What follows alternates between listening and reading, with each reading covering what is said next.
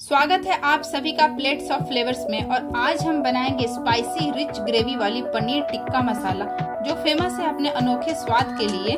पनीर टिक्का मसाला बनाने के लिए सबसे पहले हम बनाएंगे पनीर टिक्का। तो चलिए फिर शुरू करते हैं। अगर आपको ये रेसिपी पसंद आए तो वीडियो को लाइक एंड शेयर जरूर करें और मेरे चैनल को सब्सक्राइब करें मुझसे जुड़े रहने के लिए, और बेल आइकन प्रेस करें मेरे लेटेस्ट वीडियो के नोटिफिकेशन सबसे पहले पाने के लिए। पनीर टिक्का बनाने के लिए सबसे पहले हम इसका तंदूरी मैरिनेशन तैयार करेंगे और इसके लिए एक पैन में 1/4 कप सरसों तेल को गरम कर लेंगे।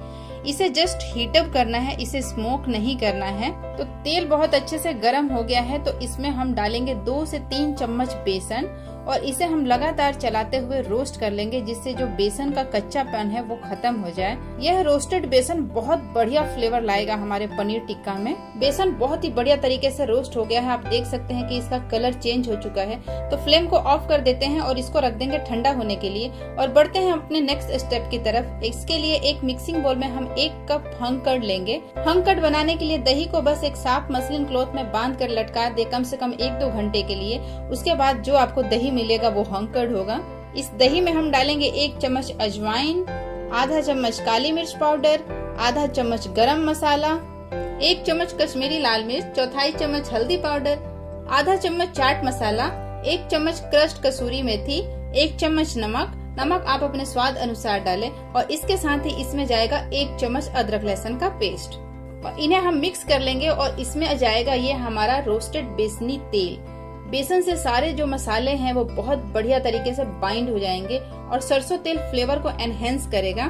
तो इन सब चीजों को आपस में मिला लेंगे और इसमें हम डालेंगे आधी कटोरी हरा धनिया। तो इन्हें फिर से एक बार मिक्स कर लेंगे और इसमें हम डालेंगे हमारा ये तैयार होममेड पनीर क्यूब्स। अगर आप देखना चाहते हैं कि घर पे पनीर कैसे बनाएं, तो इसका लिंक मैं आपको आई कार्ड और डिस्क्रिप्शन बॉक्स में दे दूंगी। आप वहां से चेक कर सकते हैं कि घर पे पनीर को कैसे बनाया जाए।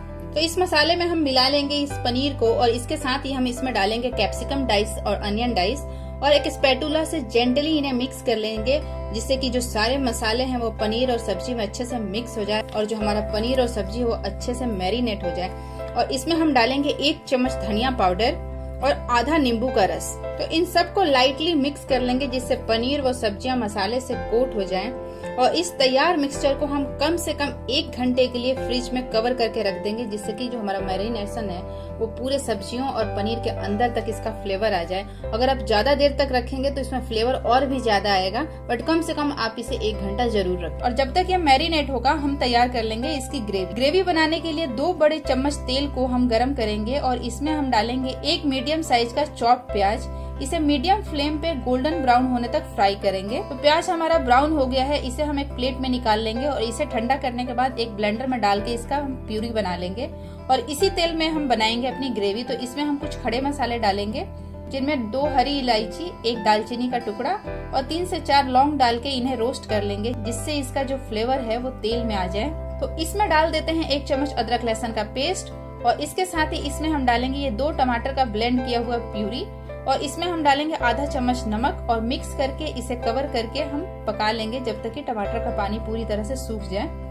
अदरक लहसुन और टमाटर को पकते हुए 4 से 5 मिनट हो चुके हैं। आप देख सकते हैं कि पूरी तरह से इसका पानी जो है टमाटर का वो सूख चुका है। तो इसमें हम डालेंगे सूखे मसाले, जिसमें मैं डाल रही हूँ 1/4 चम्मच हल्दी पाउडर, 1 चम्मच धनिया पाउडर, 1 चम्मच कश्मीरी लाल मिर्च, आधा चम्मच भुना हुआ जीरा पाउडर, 1/4 चम्मच काली मिर्च पाउडर, 1 चम्मच गरम मसाला, और इसके साथ ही इसमें हम डालेंगे 2 साबुत लाल मिर्च। इससे बहुत ही अच्छा फ्लेवर आएगा। और इन सबको मिक्स कर लेंगे और इसमें हम डालेंगे ये भुने हुए प्याज के प्यूरी और इसे भी मिला लेंगे। सारे मसालों को आपस में मिला लेंगे और आधा कप पानी डालकर मीडियम फ्लेम पर मसाले को तेल सेपरेट होने तक पकाएंगे। और जब तक हमारे ये मसाले पकेंगे हम तैयार करेंगे पनीर टिक्का। इसके लिए एक ग्रिल पैन में हम 2 चम्मच सरसों तेल को गरम करेंगे और इस गरम तेल में हम अपने मैरिनेटेड पनीर व सब्जियां डालकर रोस्ट करेंगे और इन्हें बीच बीच में पलट पलट के चारों तरफ से सेक लेंगे, जिससे कि इसके ऊपर बहुत ही अच्छा ग्रिल मार्क्स आ जाए। तो टिक्का हमारे तैयार है। आप देख सकते हैं कि इन सब पे कितने बढ़िया से ग्रिल मार्क्स आ गए हैं। तो इसे हम और ज्यादा रोस्ट नहीं करेंगे, वरना ये अनियन और कैप्सिकम ओवर कुक हो जाएंगे, तो फिर ये टेस्टलेस हो जाएंगे। तो अब चेक कर लेते हैं अपने मसाले को। तेल इसमें से सेपरेट हो चुका है, तो इन्हें एक बार मिक्स कर लेते हैं। और अब इस मसाले में हम अपने रोस्टेड पनीर व सब्जियां डाल देंगे जो हमने टिक्का तैयार करके रखा था, और इन सबको आपस में मिलाएंगे जिससे कि मसाले और जो सब्जियां हैं वो बहुत ही अच्छी तरह से आपस में मिलजुल जाएं। तो सब्जियां हमारी सारी आपस में मिल गई हैं, और इसमें हम ग्रेवी डालने के लिए इस ग्रिल पैन में आधा कप पानी डालेंगे, क्योंकि इसमें टिक्के का सारा फ्लेवर है, तो इसे मैं वेस्ट बिल्कुल नहीं करूंगी और इसे मैं सब्जी में मिला दूंगी, जिससे कि हमारी ग्रेवी तैयार हो जाएगी। और इन सबको मिक्स करके कवर करके 2 मिनट तक और पका लेंगे। 2 से 3 मिनट हो गए हमारे सब्जी को पकते हुए, तो चलिए चेक कर लेते हैं।